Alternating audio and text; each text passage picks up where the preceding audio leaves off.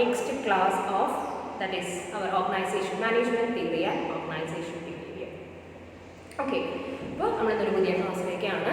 As usual നമുക്ക് എന്താണ് കഴിഞ്ഞ ക്ലാസ്സുകളിൽ എന്താണ് നമ്മൾ ഡിസ്കസ് ചെയ്ത് പോയിരുന്നത് അതൊന്ന് ജസ്റ്റ് പറയാം. അപ്പോൾ I think in the last class that we have discussed about the 6 sigma method, അല്ലെങ്കിൽ ആ ഒരു അപ്രോച്ചിനെ കുറിച്ചിട്ടാണ് നമ്മൾ പഠിച്ചത്. And in that class we discussed about I think every അതിനെക്കുറിച്ച് ദാറ്റ് ഇസ് എല്ലാം നമ്മൾ ഡിസ്കസ് ചെയ്ത് പോയിരുന്നു. അതിൻ്റെ സിഗ്മ അതിൻ്റെ പ്രിൻസിപ്പിൾസ് നമ്മൾ പറഞ്ഞിരുന്നു, ആൻഡ് അതിൻ്റെ ക്യാരക്ടറിസ്റ്റിക്സും അതിൻ്റെ മെത്തഡോളജീസും. വീണ്ടും ഓർമ്മിക്കുകയാണ്, നിങ്ങളുടെ ഒരു പ്രിസൈസ് ആയിട്ടൊരു ടെക്സ്റ്റ് ബുക്കിലേക്ക് മാത്രം not confine to it, read, നല്ല ഇലാബറേറ്റ് ആയിട്ട് റീഡിങ് ആവശ്യമാണ് നിങ്ങൾക്ക് ഭംഗിയായിട്ട് അത് എഴുതണമെന്നുണ്ടെങ്കിൽ. അപ്പോൾ അത് നമ്മൾ കഴിഞ്ഞു. ടുഡേ നമുക്ക് ഇന്ന് ഡിസ്കസ് ചെയ്യാനായി ഞാൻ ഉദ്ദേശിക്കുന്നതെന്നുണ്ടെങ്കിൽ നെക്സ്റ്റ് ഒരു ടെക്നിക്കാണ്, ജപ്പാനീസ് ഫോംസ് ഒക്കെ യൂസ് ചെയ്യുന്ന നെക്സ്റ്റ് ഒരു ടെക്നിക്കാണ് കേസൺ എന്ന് പറയുന്നത്. അതിൻ്റെ കേസൺ എന്താണെന്ന് നമുക്ക് കാണണം. Next that we have discuss about it's objectives and different types and how the implementation of case. ഇത്രയാണ് ഞാൻ വിചാരിക്കുന്നത് ഇന്നത്തെ ഒരു ക്ലാസ്സിൽ ഡിസ്കസ് ചെയ്ത് പോകാമെന്ന് വിചാരിച്ചത്.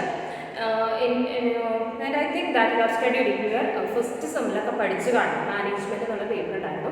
അപ്പോൾ അതിൽ കേസിനൊക്കെ ഒന്നിങ്ങനെ പതുക്കെ ജസ്റ്റ് ഒക്കെ ഒന്ന് മെൻഷൻ ചെയ്ത് പോകുന്നുണ്ടെന്നുള്ളതാണ് എൻ്റെ ഒരു ഓർമ്മ കേട്ടോ.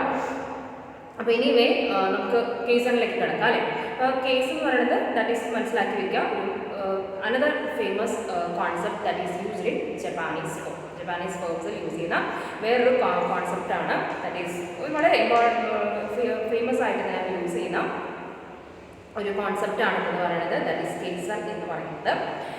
ദാറ്റ് ഈസ് കേസണിൻ്റെ ഒരു അനദർ മീനിങ്. അപ്പോൾ നമുക്കത് കഴിഞ്ഞിട്ട് കൺഫ്യൂഷനൊന്നുമില്ല. അല്ലെങ്കിൽ കേസൺ നമ്മൾ വേറെ വിളിക്കുകയാണെങ്കിൽ കണ്ടിന്യൂസ് ഇംപ്രൂവ്മെൻറ്റ്. കേസൺ എന്ന് പറഞ്ഞെങ്കിൽ കണ്ടിന്യൂസ് ഇംപ്രൂവ്മെൻറ്റ് എന്നുള്ളതാണ്. നമുക്കൊരു കൺഫ്യൂഷനും വേണ്ട. കേസൺ എന്ന് പറഞ്ഞെങ്കിൽ ഇതാണ് ജപ്പാനീസ് ഫോംസ് ഇതൊക്കെ യൂസ് ചെയ്യണം. ഈ പറയുന്ന മൈനർ ദാറ്റ് ഈസ് സുപ്പീരിയർ ക്വാളിറ്റിയിൽ അവർക്ക് നിൽക്കുക എന്നാണ് പറയുന്നത്. ഇതിൻ്റെ വേറൊരു ഇംഗ്ലീഷിലേക്ക് നമ്മൾ ഇതിപ്പോൾ ഒരു ജപ്പാൻ വേർഡ് എന്നുള്ളതാണ്. ഇതിൻ്റെ ഇംഗ്ലീഷിലേക്ക് നമ്മൾ വരുമ്പോൾ കണ്ടിന്യൂസ് ഇംപ്രൂവ്മെൻറ്റ് എന്നാണ് പറയുന്നത്. ഇതൊരു മെയിൻ എയിം ഓഫ് കേസൺ എന്ന് പറയുന്നത് that is improving and perfecting. ഇതാണ് ഇംപ്രൂവ്മെൻറ്റ് ആൻഡ് പെർഫെക്റ്റ് ചെയ്യുക, എല്ലാം പെർഫെക്റ്റ് ആക്കി വയ്ക്കുക എന്നാണ് പറയുന്നത്.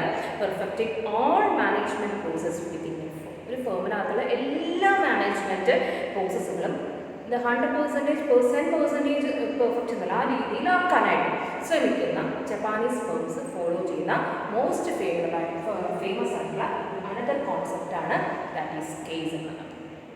ഇൻട്രൊഡക്ഷൻ എഴുതാൻ നിങ്ങൾക്ക് ആവശ്യപ്പെട്ടു കിട്ടിയിട്ടുണ്ട്. ഇനി പറയുന്നത് എന്താ വെച്ചിട്ടുണ്ടെങ്കിൽ ഈ കേസൺ എന്ന് പറയുന്നത് ദാറ്റ് ഈസ് രണ്ട് ക്യാരക്ടേഴ്സ് അതിനകത്ത് ഉണ്ടെന്നാണ് പറയുന്നത്. Okay, that is first is K എന്നും സെക്കൻഡ് ഈസ് സെൻ. മനസ്സിലാക്കുക. ഇതിലൊന്നും ഞാൻ ജസ്റ്റ് ഒന്ന് സ്പ്ലിറ്റപ്പ് ചെയ്യുമ്പോൾ രണ്ട് ക്യാരക്ടേഴ്സാണ് ഉള്ളത്. ഒന്ന് കെ എന്നും ഒന്ന് സെൻ എന്നും നമ്മൾ പറയുന്നത്. അതിൻ്റെ കെ എന്ന് പറഞ്ഞിട്ടുണ്ടെങ്കിൽ അതിൻ്റെ മീനിങ് എന്ന് പറഞ്ഞിട്ടുണ്ടെങ്കിൽ ചേഞ്ച് എന്നാണ് പറയുന്നത്. അതാണ് change. K means change.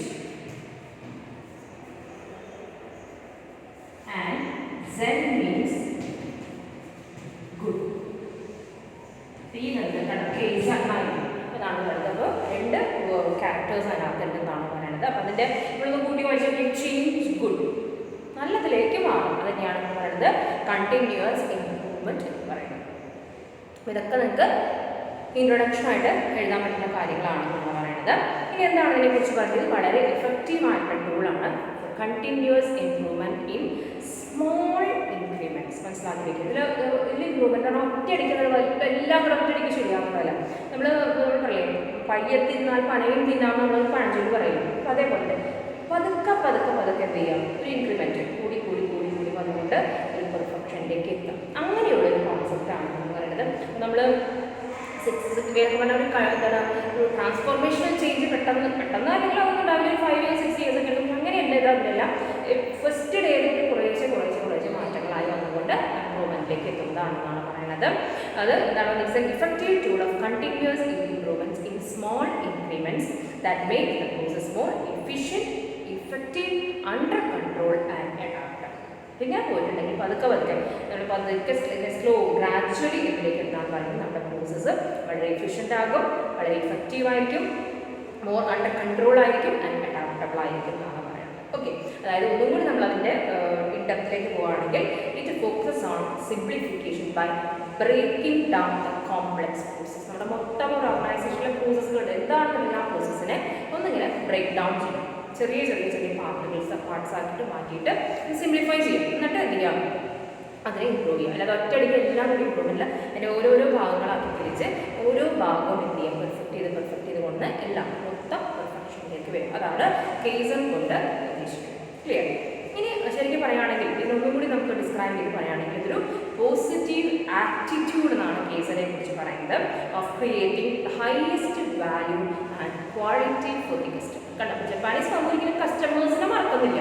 നമ്മുടെ കസ്റ്റമേഴ്സ് തിങ്കിങ് എന്നുള്ളത് തന്നെയാണ് അവർ ചെയ്യുന്നത്. അപ്പോൾ കെയ്സന്റെ ഒരു ഉദ്ദേശം എന്ന് പറയുന്നത് ഇത് തന്നെയാണെന്നാണ് പറയുന്നത്. That is creating the highest value and quality for the customer. കസ്റ്റമറിന് ഏറ്റവും ഹയസ്റ്റ് വാല്യൂ ഉള്ള പ്രോഡക്ട്സുകൾ, സർവീസുകൾ ഓഫർ ചെയ്യാം. അതുപോലെ തന്നെ അവർക്ക് എന്ത് ചെയ്യാം, ബെസ്റ്റ് പറഞ്ഞ പോലെ തന്നെ ക്വാളിറ്റിയുള്ള പ്രോഡക്ട്സും സർവീസും ഓഫർ ചെയ്യുക. അത് തന്നെയാണ് ഇതിൻ്റെ മെയിൻ, അതിൻ്റെ ഒരു കോർ എന്ന് നമുക്ക് പറയാനായിട്ട് പറ്റുന്നത്. And the main aspect of kaizen is that it is not about radical change. Radical change complete ആയിട്ട് പെട്ടെന്ന് തന്നെ മാറാനുള്ളതല്ല. കേസൺ ആ ഒരു കോൺസെപ്റ്റ് അങ്ങനെയല്ല ഉപയോഗിക്കുന്നത്. റാഡിക്കൽ ആയിട്ടുള്ള ചേഞ്ച് അല്ല, കംപ്ലീറ്റ് ആയിട്ടൊരു മാറ്റമല്ല യൂസ് ചെയ്യുന്നത്. അത് എന്താണ് അത് വിചാരിക്കുന്നത്, അതിൽ കൂടി നമ്മൾ നടത്തുന്നത്. But that it is performed by making small changes on every day basis. ഓരോ ദിവസവും ചെറിയ ചെറിയ ചെറിയ മാറ്റം. അതാണ് റാഡിക്കൽ ചേഞ്ച് എന്ന് പറഞ്ഞാൽ കംപ്ലീറ്റ് ചേഞ്ച് അല്ല അത് ഉദ്ദേശിക്കുന്നത്. പകരം എന്താണ്, സ്മോൾ ചേഞ്ചസ് ആണെന്നാണ് പറയുന്നത്. On an every day basis to improve the productivity, safety for all employees and business process effectiveness while reducing waste. അപ്പോൾ ഇതൊക്കെ അതിൽപ്പെടുന്നുണ്ട്. വേസ്റ്റ് റെഡ്യൂസ് ചെയ്തുകൊണ്ട് പ്രൊഡക്ടിവിറ്റി ഇംപ്രൂവ് ചെയ്യുന്നു, എംപ്ലോയീസിൻ്റെ സേഫ്റ്റി കൂട്ടുന്നു, ബിസിനസ് പ്രോസസ്സുകൾ ഇഫക്റ്റീവ് ആക്കുന്നു. ഇതൊക്കെ ചെറിയ ചെറിയ മാറ്റങ്ങൾ കൂടി എന്ത് ചെയ്യുന്നു, ഒരു അതിൻ്റെ ഹൈ പെർഫെക്ഷനിലേക്ക് എത്തുകയാണ് കേസൺ വഴി ചെയ്യുന്നതെന്നാണ് പറയുന്നത്. ആൻഡ് ഓവറോൾ ഗോൾ എന്ന് പറഞ്ഞിട്ടുണ്ടെങ്കിൽ കേസൻ്റെ 3 ഗോളാണ് നമ്മൾ പറഞ്ഞത്. ഒന്ന്, to enhance the quality of the products main. അപ്പോൾ അതിന് 3 എയിമാണ് നമുക്ക് കേസൺ നമ്മൾ അഡോപ്റ്റ് ചെയ്യണത്. ജപ്പാൻ ഫേംസ് അത് അഡോപ്റ്റ് ചെയ്തത് 3 ഗോളാണ്. അല്ലെങ്കിൽ അത് അഡോപ്റ്റ് ചെയ്യുന്ന ഒരു ഏത് കമ്പനിയാണെങ്കിലും അത് ഉദ്ദേശിക്കുന്നത് 3 എയിമാണ് കേസൺ കൂടി നേടിയെടുക്കാൻ പറ്റുക. എന്തൊക്കെയാണ്? ഒന്ന്, enhance the quality of the product. പിന്നെന്താണ്? To maximize cost efficiency. Cost maximize ചെയ്യാന്നുള്ളതല്ല കേട്ടോ, അതിൻ്റെ എഫിഷ്യൻസി കൂട്ടാന്ന് പറഞ്ഞാൽ മിനിമൈസ് ദ കോസ്റ്റ് തന്നെയാണ് മെയിൻ ആയിട്ട്. എഫിഷ്യൻ്റ് ആയിട്ട്, അതായത് നമ്മൾ maximum utilization of the resources നടത്തുക. അതാണ് അതിൻ്റെ അതിൻ്റെ മീനിങ് എന്ന് പറയുന്നത്. To maximise the cost efficiency and safety of manufacturing processes. അതിനെന്താണ് മാനുഫാക്ചറിങ് പ്രോസസ്സിൻ്റെ സേഫ്റ്റി. 3 കാര്യങ്ങളാണ്. The main aim of kaizen is to enhance the quality of the products, to maximise the cost efficiency and the safety to manufacture and safety of manufacturing process. Clear? അപ്പോൾ ഇതിനെയാണ് നമ്മൾ introduction ആയിട്ട് കേസിൻ്റെ വേണ്ടത്. ഇതൊക്കെ മസ്റ്റായിട്ട് കേസിനെ ചോദിച്ചു കഴിഞ്ഞാൽ നിങ്ങൾ എഴുതേണ്ട പോയിന്റുകൾ മാത്രമാണ് ഞാൻ പറഞ്ഞത്. അതായത് എനിക്കൊരു ലൈൻ ഞാൻ പറയാം, ത്രെഡ് കിട്ടുന്ന കാര്യങ്ങളാണ് ഞാൻ പറഞ്ഞത്. പക്ഷേ ഫർദർ റീഡിങ് ആവശ്യമാണ്. ഞാൻ എല്ലാ ക്ലാസ്സിലത്തെ പോലെ ഇവിടെ ഞാൻ നിങ്ങളോട് പറയുന്നു കേട്ടോ. ഇനി ഇതിൻ്റെ concept is based on 2 principles എന്നാണ് പറയുന്നത്. അപ്പോൾ കേസൺ എന്ന് പറയുന്നത് 2 പ്രിൻസിപ്പിൾസിനെ ബേസ് ചെയ്തിട്ടുള്ളതാണെന്നാണ് പറയുന്നത്. ഫസ്റ്റ് എന്താണെന്നാണ് പറയുന്നത്, it is kaizen is not restricted to a single management discipline but it is considered as a part of every single business process. ഇതാണ് പറയുന്നത്. കേസൺ എന്ന് പറയുന്നത് നമുക്ക് ഏതെങ്കിലും ഒരു സിംഗിൾ മാനേജ്മെൻറ്റ് ഒരു തരത്തിൽ മാത്രം കേസൺ എന്ന് പറഞ്ഞുകൊണ്ട് നമുക്ക് ഒരിക്കലും നടത്തില്ല. അപ്പോൾ നമ്മൾ മാനേജ്മെൻറ്റിനെ കുറിച്ചാണ് പറയാനല്ലേ, ഇൻ്റർ ഡിസിപ്ലിനറി എന്നാണ് പറയുന്നത്. കാരണം ഒരുപാട് ഡിസിപ്ലിൻസ്, ഒരുപാട് സബ്ജക്ട്സിൽ നിന്ന് എന്താണ് കടം കൊണ്ട് അല്ലെങ്കിൽ അതിൽ നിന്ന് പലതും ഉൾക്കൊണ്ടുകൊണ്ടാണ് മാനേജ്മെൻറ്റ് എന്ന് പറയുന്നത് ഒരു ഫിലോസഫി നിൽക്കുന്നത് അല്ലേ. അതുപോലെ തന്നെ കേസൺ എന്ന് പറയുന്നത് ഒരു മാനേജ്മെൻറ്റ് എന്നുള്ള രീതിയിൽ മാത്രം നമുക്കത് ഒതുക്കി നിർത്താൻ പറ്റുന്നതല്ല എന്നാണ് പറയുന്നത്. നമ്മുടെ ബിസിനസ്സിൻ്റെ ഏത് പ്രോസസ്, മാനേജ്മെൻറ്റ് മാത്രമല്ല ബിസിനസ്സിൻ്റെ, ഇപ്പോൾ മാനേജ്മെൻറ്റ് ഉള്ള പോലെ തന്നെ അതിൻ്റെ അഡ്മിനിസ്ട്രേഷൻ പിന്നെ അല്ലാതെ വർക്കിംഗ് എന്നുള്ളതുണ്ടാവും, ഓപ്പറേഷൻ ഉണ്ടായിരിക്കാൻ. അപ്പോൾ അതിൻ്റെ എല്ലാ ആസ്പെക്ട്സിലും അല്ലെങ്കിൽ എല്ലാ ബിസിനസ് പ്രോസസ്സുകളിലും പിന്തുടരുന്നതാണ് പറയുന്നത് കേസൺ. അപ്പോൾ കേസൺ എന്ന് പറയുന്നത് ടോപ്പ് മാനേജ്മെൻറ്റ് അല്ലെങ്കിൽ മാനേജ്മെൻറ്റ് അതിൽ മാത്രം ഒതുങ്ങി നിൽക്കുന്ന ഒരു സംഭവമേ അല്ല. പക്ഷേ എവിടെയുണ്ട് the whole process of the organisation.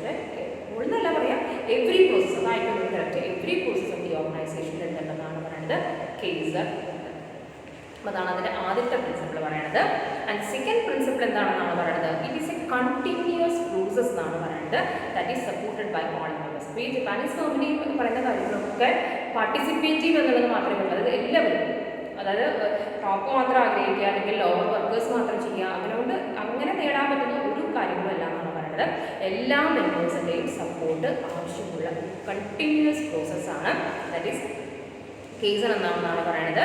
അത് നമ്മൾ പറഞ്ഞല്ലോ ജപ്പാനീസ് ഓർഗനൈസേഷൻസിലാണ് ചെയ്യുന്നത്. അപ്പോൾ സെക്കൻഡ് അതിൻ്റെ പ്രിൻസിപ്പിൾ പറയുന്നത് it is a continuous process that is supported by all the members of a Japanese organisation. ഒരു ജപ്പാനീസ് ഓർഗനൈസേഷൻ എടുക്കുകയാണെങ്കിൽ അതിലെല്ലാ മെമ്പേഴ്സും ഒരുപോലെ സപ്പോർട്ട് ചെയ്യുന്ന അല്ലെങ്കിൽ കോൺട്രിബ്യൂട്ട് ചെയ്യുന്ന ഒരു കോൺസെപ്റ്റാണ് കേസൺ എന്ന് പറയുന്നത്. And it can be applied to every management process or operation and in every organisation. ഇന്ന ഓർഗനൈസേഷനൊന്നുമില്ല. ഇപ്പോൾ അതിൽ മാനുഫാക്ചറിങ് ഓർഗനൈസേഷൻ മാത്രം അല്ലെങ്കിൽ സപ്ലയർ മാത്രം അല്ലെങ്കിൽ ഡിസ്ട്രിബ്യൂഷൻ മാത്രം നടത്താം, അങ്ങനെയൊന്നുമില്ല. എല്ലാ ഓർഗനൈസേഷൻസിലും അഡോപ്റ്റ് ചെയ്യാൻ അല്ലെങ്കിൽ അവിടെ അപ്ലൈ ചെയ്യാൻ പറ്റിയ ഒരു സംഭവമാണ് കേസൺ എന്ന് പറയുന്നത്. ആൻഡ് മെയിൻ നമ്മൾ നേരത്തെ പറഞ്ഞ പോലെ മെയിൻ ഫോക്കസ് ഈസ് ഓൺ എന്താണ് എൻഹാൻസിങ് അല്ലെങ്കിൽ ഇമ്പ്രൂവ് ചെയ്യുക അല്ലെ, കണ്ടിന്യൂസ്ലി ഇമ്പ്രൂവ് ചെയ്തുകൊണ്ടേയിരിക്കുക എന്നുള്ളതാണ് കേസൻ്റെ മെയിൻ എന്ന് പറയുന്നത്. ഓക്കെ, ഇതിനെക്കുറിച്ച് കുറച്ച് കാര്യങ്ങൾ നിങ്ങൾ ടെക്സ്റ്റിൽ അല്ലെങ്കിൽ നിങ്ങളൊരു കേസറിനൊക്കെ അടിച്ച് നോക്കിയാൽ കാണാം. ഗുഡ് ചേഞ്ച് അഥവാ കേസറിനെ വിളിക്കുന്ന വേറെ ഒരു പേരൊക്കെ നമുക്ക് വിളിക്കാവുന്നതാണ്. കേസർ എന്ന് പറയാം, കണ്ടിന്യൂസ് ഇമ്പ്രൂവ്മെന്റ് എന്ന് പറയാം, ചേഞ്ച് ഗുഡ് അഥവാ ഗുഡ് ചേഞ്ച്, നല്ല മാറ്റം എന്ന രീതിയിൽ ഗുഡ് ചേഞ്ച് ഒക്കെ നമുക്ക് കേസറിനെ കുറിച്ച് പറയാം. ഇനി നമ്മൾ ഒന്നുകൂടി നമ്മൾ ജപ്പാനീസ് ഫേംസിൻ്റെ അല്ലെങ്കിൽ ജപ്പാനീസ് ഓർഗനൈസേഷൻസിൻ്റെ ഉള്ളിലേക്ക് നമ്മളൊന്നും ഇറങ്ങാൻ പോവുകയാണ്. നമുക്ക് നോക്കാം എങ്ങനെയാണ് നമുക്ക് പറ്റാത്ത ഒരു കാര്യം ജപ്പാൻ ഫേംസിന് കൊണ്ടുവരാൻ പറ്റുന്നുണ്ട്. സുപ്പീരിയർ ക്വാളിറ്റിയോടെ അവർക്ക് എൻഷുർ ചെയ്യാനായിട്ട് പറ്റുന്നുണ്ട്, കസ്റ്റമറെ സാറ്റിസ്ഫൈ ചെയ്യാനായിട്ട് സാധിക്കുന്നത്. കാരണം എന്താണ്, അതിനുള്ള കുറച്ച് ജപ്പാൻ അവരുടെ ഒരു കൾച്ചറാണ് നമുക്കിനി പറഞ്ഞു തരുന്നത്. അതായത് ജപ്പാനീസിന് പൊതുവെ ജപ്പാനീസിന് ശരിക്കും പറയുകയാണെങ്കിൽ ചേഞ്ച് എന്ന് പറഞ്ഞാൽ നമുക്ക് എപ്പോഴും നമ്മൾ പഠിക്കുന്നത് ചേഞ്ച് എന്ന് പറഞ്ഞാൽ ആർക്കും ഇഷ്ടമില്ലാത്തൊരു കാര്യമാണ് മാറ്റങ്ങൾ എന്ന് പറയുന്നത് അല്ലേ. മാറ്റം ഉണ്ടെങ്കിൽ നമ്മളത് റെസിസ്റ്റ് ചെയ്തിരിക്കും. ഇപ്പോൾ നമുക്ക് വേണമെങ്കിൽ കേസ് എടുക്കാം. അതായത് ഇപ്പോൾ നമ്മുടെ ഈ ഒരു കൊറോണ കാലം കോവിഡ് അല്ലേ വന്ന സമയത്ത് നമുക്കൊരു ഓൺലൈൻ ടീച്ചിങ് എന്ന് പറയുമ്പോൾ നമുക്കൊക്കെ അത് ആദ്യം വളരെ ബുദ്ധിമുട്ട് തോന്നിയൊരു കാര്യമാണ്. അത് യൂസ് ഇട്ട് ഒരു ബുദ്ധിമുട്ടുമില്ല. ഞങ്ങൾ ടീച്ചേഴ്സൊക്കെ വരുന്നു, ക്ലാസ് എടുക്കുന്നു, ആരുടെ സഹായം വേണ്ട, ആരും ഫോഴ്സ് ചെയ്യേണ്ട കാര്യമില്ല, വി ആർ റെഡി. ഞങ്ങൾ അതുപോലെ നമ്മളതിനോട് എന്ത് ചെയ്തു, ഇൻ ലൈൻ വിത്ത് നമ്മൾ അതിനോട് കൂടി ചേർന്ന് പോയി എന്നുള്ളതാണ്. അപ്പോൾ നമുക്ക് മാറ്റം ആദ്യം ഉൾക്കൊള്ളാനല്ലേ ഇതെങ്ങനെ നടക്കും, പറഞ്ഞ പോലെ എളുപ്പമാണോ, നമുക്ക് പ്രത്യേകിച്ച് അല്ലേ ഭയങ്കര ബുദ്ധിമുട്ടാണ് മാറ്റങ്ങൾ ഉൾക്കൊള്ളാനുള്ളത്. പക്ഷേ ജപ്പാനീസ് അങ്ങനെയല്ല എന്നാണ് പറയുന്നത്. അവർക്ക് ശരിക്കും പറയുന്നത് ചേഞ്ച് എന്ന് പറഞ്ഞാൽ അതിനൊരു പ്രത്യേക ആറ്റിറ്റ്യൂഡാണെന്നാണ് പറയുന്നത്. They have a different attitude towards change എന്നാണ് പറയുന്നത്. Their ideas of change and improvement are everywhere. അവർക്ക് നമ്മളെ പോലെ ഭയങ്കര മാറ്റങ്ങൾ അങ്ങനെ ഉൾക്കൊള്ളാൻ വലിയതൊന്നുമില്ല എന്ന് പറയുന്നത്. അവരുടെ ഒരു മാറ്റം ഏതെങ്കിലും ഭാഗത്തൊരു ചേഞ്ച് വരണമെന്നൊരു ഐഡിയ വന്നിട്ടുണ്ടെങ്കിൽ അവരത് ആ ഒരു മാറ്റം എല്ലാ ഇമ്പ്രൂവ്മെൻറ്റ് എവ്രിവർ എല്ലായിടത്തും കൊണ്ടുവരാനായിട്ട് അവരെന്ത് ചെയ്യും, ദാറ്റ് ഈസ് ശ്രമിക്കും എന്നാണ് പറയുന്നത്. Every process and activity can be improved at any time. ഒരു ബുദ്ധിമുട്ടില്ല, അവർ തയ്യാറാണ്. ഏത് പ്രോസസ്സാണെങ്കിലും ശരി, ഏത് ആക്ടിവിറ്റി ഇമ്പ്രൂവ്മെൻ്റ് ഉണ്ടോ അവരത് അഡോപ്റ്റ് ചെയ്യാനായിട്ട് തയ്യാറാണെന്നാണ് പറയുന്നത്. പ്രത്യേകിച്ച് ചെറിയ മാറ്റങ്ങൾ പോലും അവർ ഉൾക്കൊള്ളാൻ തയ്യാറാണ്. നമുക്കൊരു ചെറിയ മാറ്റം പറ്റില്ല. ഇപ്പോൾ നമ്മളൊരു പേഴ്സണൽ നമ്മൾ ലൈഫ് എടുക്കുകയാണെങ്കിൽ ഇപ്പോൾ നമ്മൾ ബെഡ്റൂമിൽ ആരെങ്കിലും ഒരു ഗസ്റ്റ് വന്ന് അയാളൊന്ന് കിടത്തണം എന്ന് പറഞ്ഞാൽ നമ്മൾ മാറിയില്ല. നമ്മൾ അമ്മോട് അച്ഛനോട് പറഞ്ഞു ഇന്ന് എൻ്റെ റൂമിൽ കിടക്കാമെന്ന് അങ്ങനെ ശരിയാവില്ല അല്ലേ. നമുക്ക് അങ്ങനെ ചെറിയ ചെറിയ മാറ്റങ്ങൾ പോലും നമുക്ക് പെട്ടെന്ന് ഉൾക്കൊള്ളാൻ സാധിക്കും. പക്ഷേ ജപ്പാനീസ് അങ്ങനെയല്ല എന്നാണ് പറയുന്നത്. അവർക്ക് എന്ത് മാറ്റങ്ങളും അതായത് ഇമ്പ്രൂവ്മെൻറ്റിലേക്ക് നയിക്കുന്ന ഏത് മാറ്റവും ഉൾക്കൊള്ളാൻ തയ്യാറാണ്. ഈവൻ സ്മോൾ ചേഞ്ചസ് എന്നാണ് പറയുന്നത്. സച്ച് ആസ് ഒന്നാലോചിച്ച് ഒരു ഡെസ്ക്, അതായത് നമ്മുടെ ക്ലാസ് റൂമിലെ ഡെസ്കിൽ അതൊന്ന് മാറ്റിയിടുക എന്ന് പറഞ്ഞാൽ ഒരു മൂവ്മെൻ്റ് ആണ്. ചിലപ്പോൾ നമുക്ക് ഇഷ്ടമുണ്ടാവില്ല. ക്ലാസ് റൂമിൽ നമ്മളൊന്ന് ക്ലാസ് ഒന്ന് അറേഞ്ച് ചെയ്യുമ്പോൾ പിള്ളേരെടുത്ത് പറഞ്ഞാൽ അവർ ഞങ്ങൾ കുറേ കാലമായിട്ട് ഇങ്ങനെ തന്നെയാണ് ഇരിക്കുന്നത്, ഞങ്ങൾക്കത് മാറ്റാൻ പറ്റില്ല. പിന്നെ മാറ്റിയാൽ കംപ്ലൈൻ്റ് ആയി, പ്രശ്നങ്ങളായി, ഞങ്ങൾ അങ്ങോട്ട് അല്ലേ ആരായാലും ഈവൻ ആയി ഞാനെന്ന് പറഞ്ഞ വ്യക്തിയായാലും ശരി, ഞാനിരിക്കുന്ന ടേബിളൊന്ന് മാറ്റിയിട്ടാൽ ഇല്ലല്ലോ ഇവിടെ ആയിരുന്നില്ല കറക്റ്റായിട്ട് തന്നെ എന്തായാലും പ്ലേസ് എന്ന രീതിയിൽ നമ്മളതിനെ റെസിസ്റ്റ് ചെയ്യും. പക്ഷെ അങ്ങനെയല്ല ജപ്പാനീസ് എന്നാണ് പറയുന്നത്. ഒരു ഡെസ്ക് മാറ്റുക അത്രയും ഒരു ചെറിയ കാര്യങ്ങൾക്ക് പോലും അവർക്ക് എന്താണെന്നാണ് പറയുന്നത്. അവരത് വളരെ ഇമ്പോർട്ടൻ്റ് ആയിട്ട് തന്നെ കരുതും എന്നാണ് പറയുന്നത്. കാരണം ആ ഒരു ചെറിയൊരു മാറ്റം, ആ ഡെസ്ക് ഒന്ന് അവിടെ നിന്ന് മാറ്റിയിട്ടാൽ ചിലപ്പോൾ അതൊരു ഇമ്പ്രൂവ്മെൻറ്റിലേക്ക് വഴിതെളിക്കും എന്നാണ് തിങ്ക് കാണാൻ ഉള്ളതെന്നാണ് പറയുന്നത്. That is just moving A desk are considered important. പ്രത്യേകിച്ച് ഒരു ഓർഗനൈസേഷനാണ് പറയുന്നത് കേട്ടോ. Are considered important because the changes will improve the situation in the long run. അവരെങ്ങനെയാണ് തിങ്ക് ചെയ്യുന്നത്, ലോങ് റണ്ണിൽ അതൊരു ബെനിഫിറ്റ് കൊണ്ടുവരും എന്ന രീതിയിൽ റെഡി എന്നാണ് പറയുന്നത്. മാറ്റം ഉൾക്കൊള്ളുന്നതാണ് പറയുന്നത്. അതുകൊണ്ട് തന്നെ ജപ്പാനെ നമ്മൾ പറയുന്നത് ഒരു ഗ്രൂപ്പ് ഓറിയൻറ്റഡ് സൊസൈറ്റി എന്നാണ്. എല്ലാ ഗ്രൂപ്പ് ഓറിയൻറ്റഡ് എല്ലാവരും ഒരുപോലെ തന്നെ. നമ്മളോടെ ഒരു ഗ്രൂപ്പ് എടുത്താൽ 10 പേരുണ്ടെങ്കിൽ 10 ആൾക്കൊരു അഭിപ്രായം. നമ്മളുടെ അവിടെ നല്ല പൊതുവെ അങ്ങനെയാണ് അല്ലേ. പക്ഷേ ജപ്പാനീസിലൊക്കെ ശരിക്കും പറയുകയാണെങ്കിൽ എങ്ങനെയാണെന്നാണ് ജപ്പാൻ രാജ്യത്ത് ഒരു ഗ്രൂപ്പ് ഓറിയൻറ്റഡ് സൊസൈറ്റി ആണെന്നാണ് പറയുന്നത്. എന്തെങ്കിലും ഒരു ചേഞ്ചുകളോ എന്തെങ്കിലും കാര്യങ്ങൾ അഡാപ്റ്റ് ചെയ്യണമെന്നോ ഒന്ന് ഇമ്പ്രൂവ് ചെയ്യണമെന്നോ പറഞ്ഞിട്ടുണ്ടെങ്കിൽ എന്ത് ചെയ്യണമെന്നാണ് പറയുന്നത്, must be discussed with a large number of people. അപ്പോൾ അതാണ് പറയുന്നത്, സിൻസ് ജപ്പാൻ ഒരു ഗ്രൂപ്പ് ഓറിയൻറ്റഡ് സൊസൈറ്റി ആയതുകൊണ്ട് തന്നെ എന്തെങ്കിലും ഒരു ചേഞ്ചോ അഡാപ്റ്റേഷനോ അല്ലെങ്കിൽ ഒരു ഇമ്പ്രൂവ്മെൻറ്റോ വേണമെന്നുണ്ടെങ്കിൽ it has to be discussed with a large number of people എന്നാണ് പറയുന്നത്. പക്ഷെ ഒന്ന് ആലോചിച്ച് നോക്കിയാൽ that is important decisions can never be made by just one person. പക്ഷെ അവിടെ കണ്ടോ എല്ലാവരുടെയും ഇൻവോൾവ്മെൻ്റ് ആണ് അവർ ഗ്രൂപ്പ് ഓറിയൻറ്റഡ് സൊസൈറ്റി ആയതുകൊണ്ട് തന്നെ ഓരോരുത്തരുടെയും സമ്മതം അവിടെ ആവശ്യമാണെന്നാണ് പറയുന്നത്. അല്ലാതെ ഒരാൾ ഒറ്റയ്ക്ക് അവിടെ ഒരു തീരുമാനങ്ങൾ എടുക്കില്ല എന്നാണ് പറയുന്നത്. പക്ഷേ പറയുന്നത് എങ്ങനെയാണ്, group discussions often do not lead to radical ideas as too many people are involve and too many view points must be considered എന്നാണ് പറയുന്നത്. അല്ലെങ്കിൽ മോർ പീപ്പിൾ ഇൻവോൾവ്. പക്ഷെ നമുക്കറിയാമല്ലോ ഗ്രൂപ്പ് വരുമ്പോൾ ഒരു ഗ്രൂപ്പിൽ ഉണ്ടാകുന്ന ഡിസഡ്വാൻറ്റേജ് എന്ന് പറഞ്ഞാൽ എന്താണെന്നാണ് പറയുന്നത്.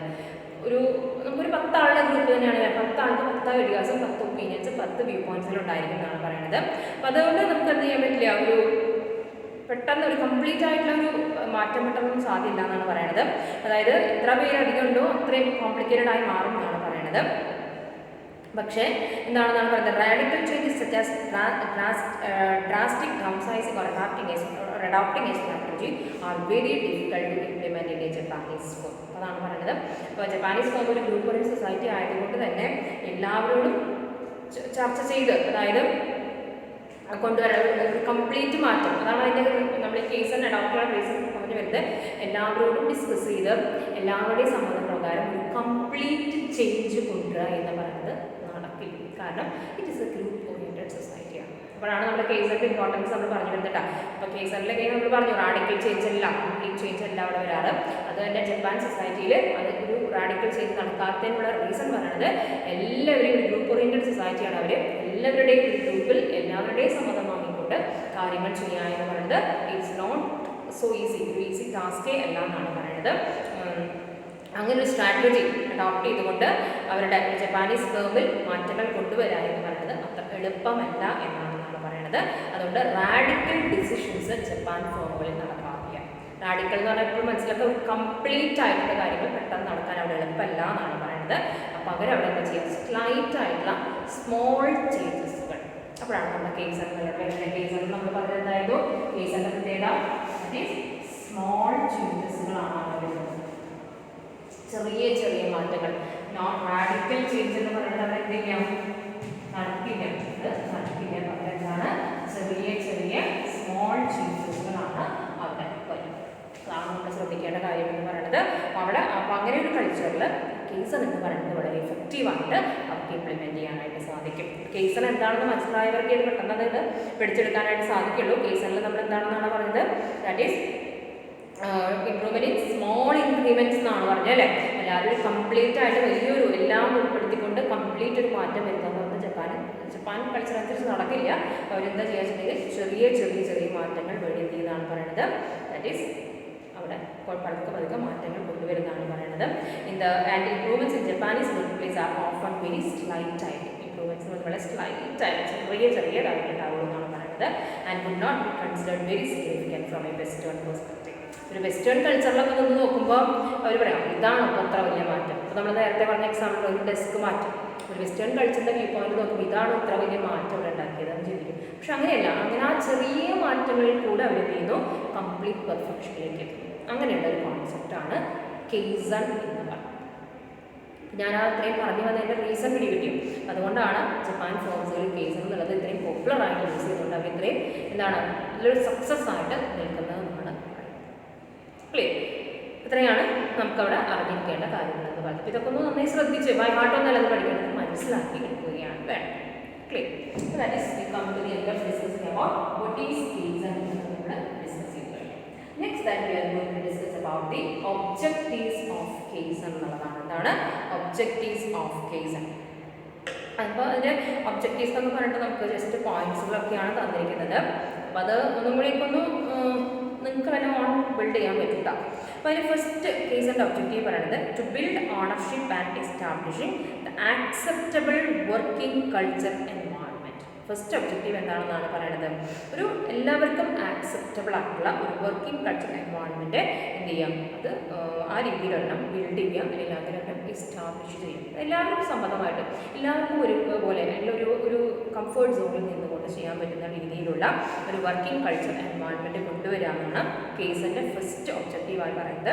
ബിക്കോസ് എന്താണ്, Kaizen relies heavily on a cultural change that encourages suggestions. So, Kaizen എന്ന് പറഞ്ഞാൽ കൂടുതലായി വരുന്നത് കൾച്ചറൽ ചേഞ്ചിലാണ് അവർ ഫോക്കസ് ചെയ്യുന്നത്. അപ്പോൾ അതൊക്കെ നമ്മൾ പറഞ്ഞില്ലേ, ഒറ്റയടിക്ക് മാറ്റം നടക്കില്ല എന്ന് നമ്മൾ പറഞ്ഞു. അപ്പോൾ ആ കൾച്ചറൽ ചേഞ്ചാണ് അവർ ഒന്നുകൂടി ഫോക്കസ് ചെയ്യണമെന്നാണ് പറയുന്നത്.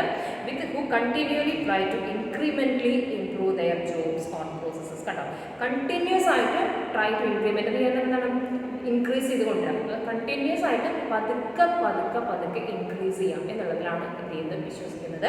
അപ്പോൾ അങ്ങനെ പതുക്കെ വന്നുകൊണ്ട് ഒരു നല്ല വർക്കിംഗ് കൾച്ചർ അല്ലെങ്കിൽ ഒരു വർക്കിംഗ് എൻവയോൺമെൻറ്റ് കൊണ്ടുവരാമെന്നതാണ് one of the objectives of Kaizen and not a radical change.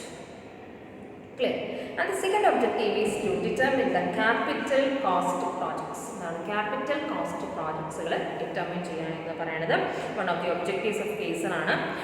Capital cost project എന്നാണ് ഫിക്സ് ചെയ്യുക, വൺ ടൈം ഇൻവെസ്റ്റ്മെൻറ്റ് നടത്തുന്ന പ്രോജക്റ്റുകൾ, അതാണ് ക്യാപിറ്റൽ കോസ്റ്റ്. അത് ഫിക്സഡ് ആയിട്ട് നമ്മൾ അല്ലാതെ പല പ്രാവശ്യം ഇൻവെസ്റ്റ്മെൻറ്റ് നടത്തില്ല, വൺ ടൈം ഇൻവെസ്റ്റ്മെൻറ്റ്. അപ്പോൾ അങ്ങനെയുള്ള ക്യാപിറ്റൽ കോസ്റ്റ് പ്രോജക്ട്സുകൾ ഡിറ്റർമിൻ ചെയ്യാനെന്ന് പറയുന്നത് one of the objective of Kaizen ആണ്.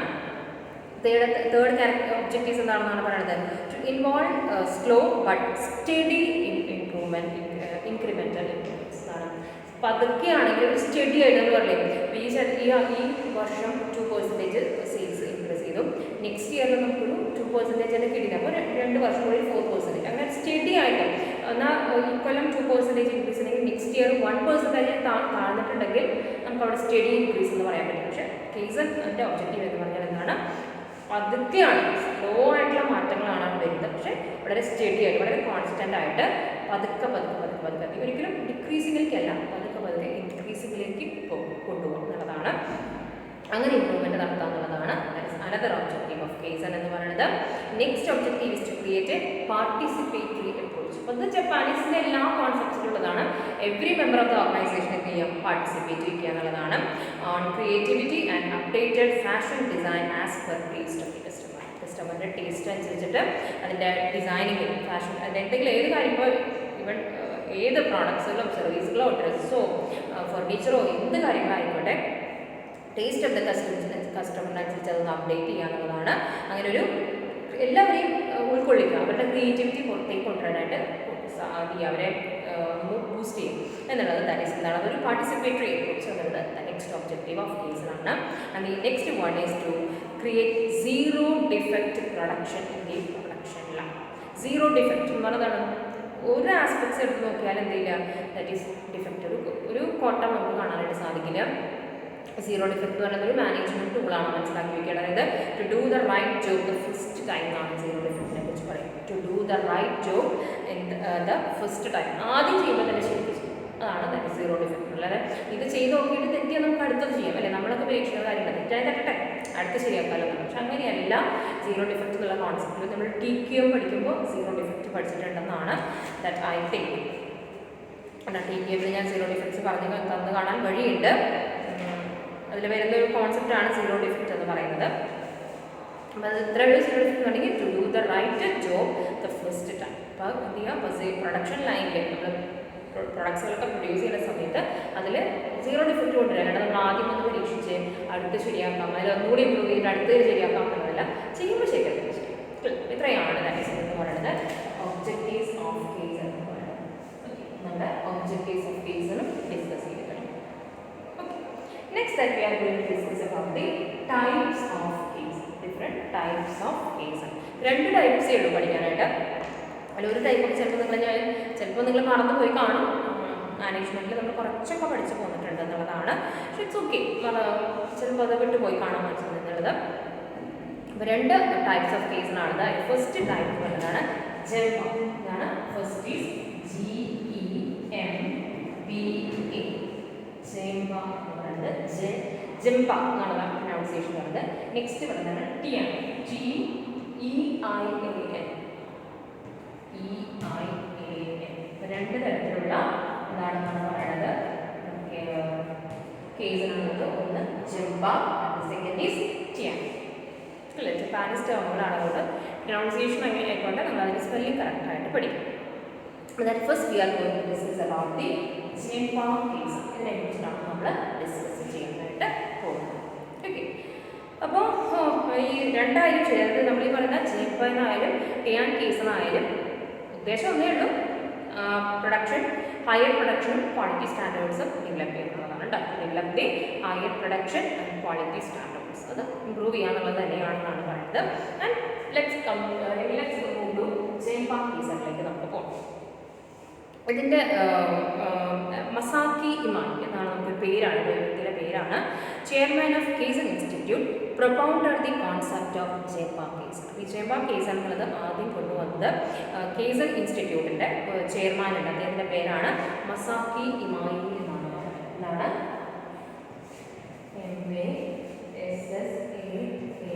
മസാക്കി Imai, I think it is pronounced like this.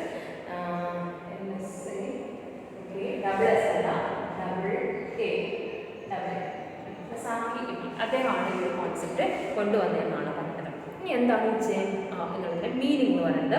Real place എന്നാണ് പറയുന്നത്. JEMPA എന്ന് പറഞ്ഞാൽ എവിടെയാണ് ശരിക്കുള്ള സ്ഥലം, അതാണ് അത് ജപ്പാൻ ടേമാണ് കേട്ടോ. അതിൻ്റെ ഇംഗ്ലീഷ് മീനിങ് അല്ലെങ്കിൽ അതിൻ്റെ ശരിക്കും അർത്ഥം എന്ന് പറയുന്നത് the real place or the place where the real action takes place. ശരിക്കൊരു ബിസിനസ് ആണെങ്കിൽ ശരി, ഒരു സ്കൂളാണെങ്കിൽ ശരി, ഒരു കോളേജ് ആണെങ്കിൽ ശരി, അതിൻ്റെ ശരിക്കും ആക്ഷൻ എവിടെയാണ് നടക്കുന്നത്, അതിൻ്റെ ശരിക്കും വർക്കിംഗ് എവിടെയാണ് നടക്കുന്നത്, ആ ആക്ച്വൽ പ്ലേസിനെയാണ് JEMPA എന്ന് പറയുന്നത്. ഫോർ എക്സാമ്പിൾ, ഒരു ഫാക്ടറി അല്ലെങ്കിൽ ഒരു ഷോപ്പ് ഫ്ലോർ, ഇൻഡസ്ട്രിയിലെ ഷോപ്പ് ഫ്ലോർ, അതൊക്കെ നമുക്ക് JEMPA എന്ന് പറയാം. ഒരു ഇൻഡസ്ട്രിയിലെ അതിൻ്റെ ഷോപ്പ് ഫ്ലോറോ അല്ലെങ്കിൽ ആ ഫാക്ടറിയാണ് അതിൻ്റെ മെയിൻ പ്ലേസ് എന്ന് പറയുന്നത് അല്ലേ. ഒരു സർവീസ് സെക്ടറിലാണെന്നുണ്ടെങ്കിൽ JEMPA എന്ന് പറയുന്നത് അഡ്മിനിസ്ട്രേറ്റീവ് ഓഫീസും അതായിരിക്കും. അതായത് ഇപ്പോൾ ഒന്നുകൂടി നല്ല എക്സാമ്പിൾ, ഒരു ബാങ്ക് ആണെന്നിരിക്കുക. ബാങ്ക് ആണെന്നുണ്ടെന്നുണ്ടെങ്കിൽ ബാങ്കിൽ എവിടെയാണ് നമ്മൾ ഡെപ്പോസിറ്റ് ചെയ്യുന്നതും എവിടെ നിന്നാണ് മണി ബോറോ ചെയ്യുന്നതും ആ ഒരു പ്ലേസിന് JEMPA എന്ന് പറയും. ഇൻ ദ കേസ് ഓഫ് ഹോട്ടലാണെന്ന് വിചാരിക്കാം. ഹോട്ടലാണെന്നുണ്ടെങ്കിൽ ജപ്പാനീസിൽ ഹോട്ടലാണെങ്കിൽ അതിൻ്റെ ലോബി ഏരിയ, അതായത് നമ്മുടെ ആ റിസപ്ഷൻ ഏരിയ, അതിനെയാണ് അതിൻ്റെ എന്ന് വിളിക്കുക, അതിൻ്റെ JEMPA എന്ന് പറയും. അപ്പോൾ അത് ശരിക്കും അതിൻ്റെ കാര്യങ്ങൾ എവിടെയാണ് നടക്കുന്നത് അതിനെയാണ് JEMPA. അതൊരു ജപ്പാനീസ് ടേമാണ്, അത് സാധാരണ യൂസ് ചെയ്യുന്ന ടേമാണെന്നാണ് ഇതിനെക്കുറിച്ച് പറയുന്നത്.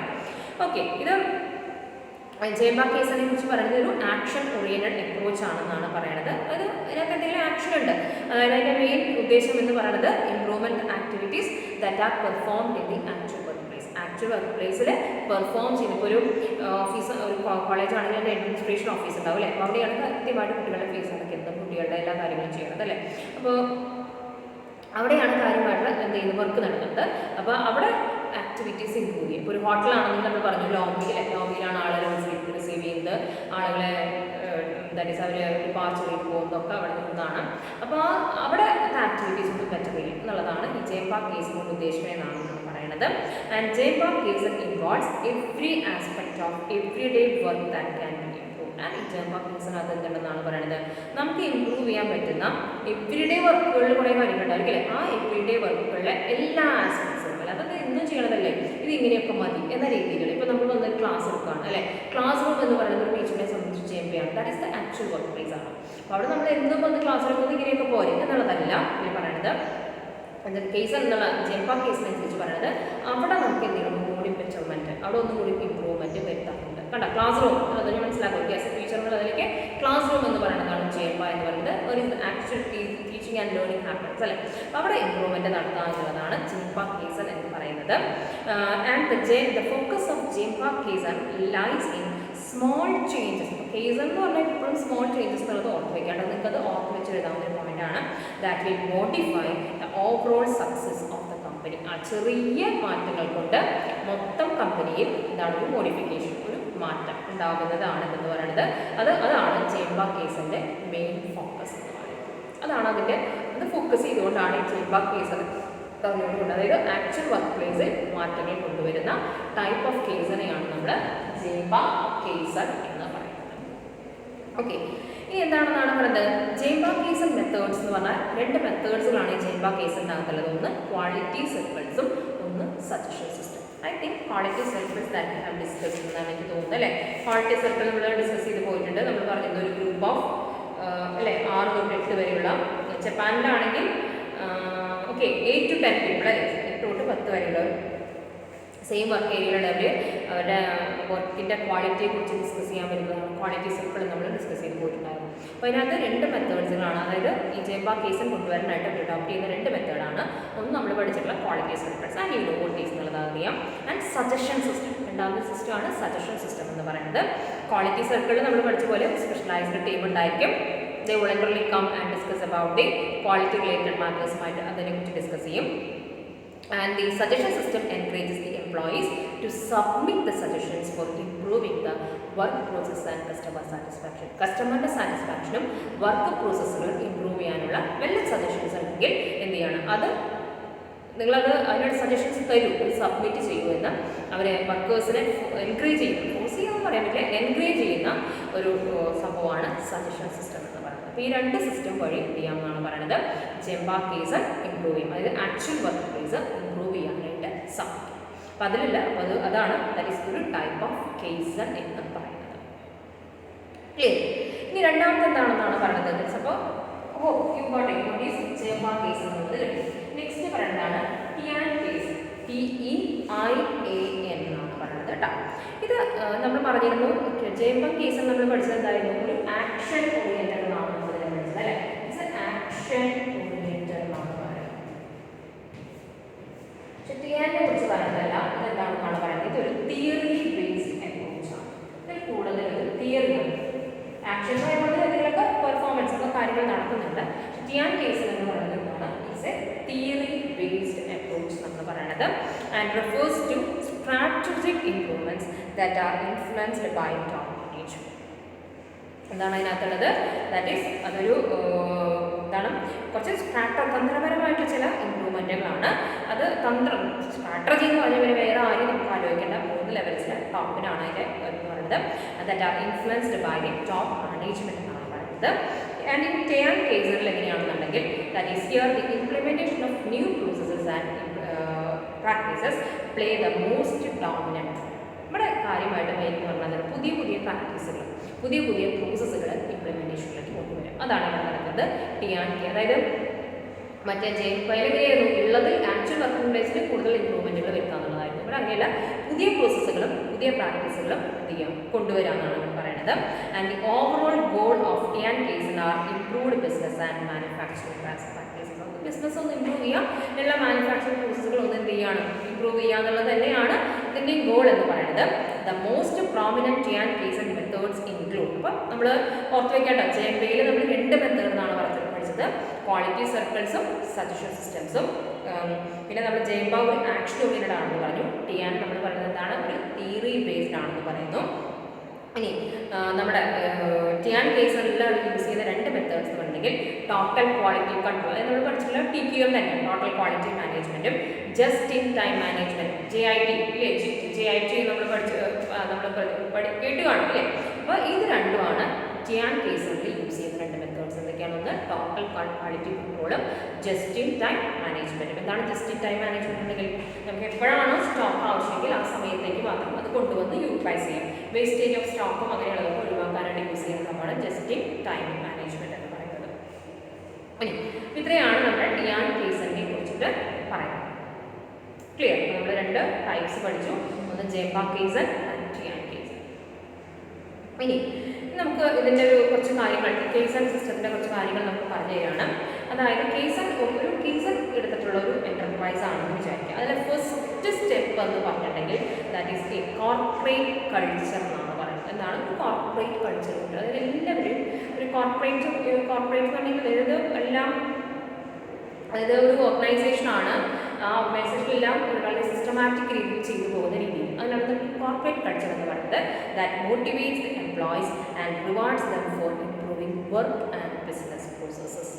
ഇവിടെ കോർപ്പറേറ്റ് എന്ന് പറയുന്നത് കോർപ്പറേറ്റ് അല്ല, CORPORATE എന്നുള്ളതാണ് കേട്ടോ. ഇവിടെ ഒരു കോർപ്പറേറ്റ് കൾച്ചർ കൊണ്ടുവരിക. ആ കോർപ്പറേറ്റ് കൾച്ചർ അനുസരിച്ചിട്ട് നന്നായി വർക്ക് ചെയ്യുന്നവരെ മോട്ടിവേറ്റ് ചെയ്യണം, അവർക്ക് അതിന് ആവശ്യമുള്ള റിവാർഡുകൾ കൊടുക്കണം എന്നാണ് പറയുന്നത്. അതാണ് ഫസ്റ്റ് സ്റ്റെപ്പ്. അപ്പോൾ കേസിൽ കൊണ്ടുവരാൻ ഉദ്ദേശിക്കുന്ന ഒരു ഓർഗനൈസേഷൻ ആദ്യം ചെയ്യേണ്ടത് ഒരു കോർപ്പറേറ്റ് കൾച്ചർ മെയിൻറ്റെയിൻ ചെയ്യാന്നുള്ളതാണെന്നാണ് പറയുന്നത്.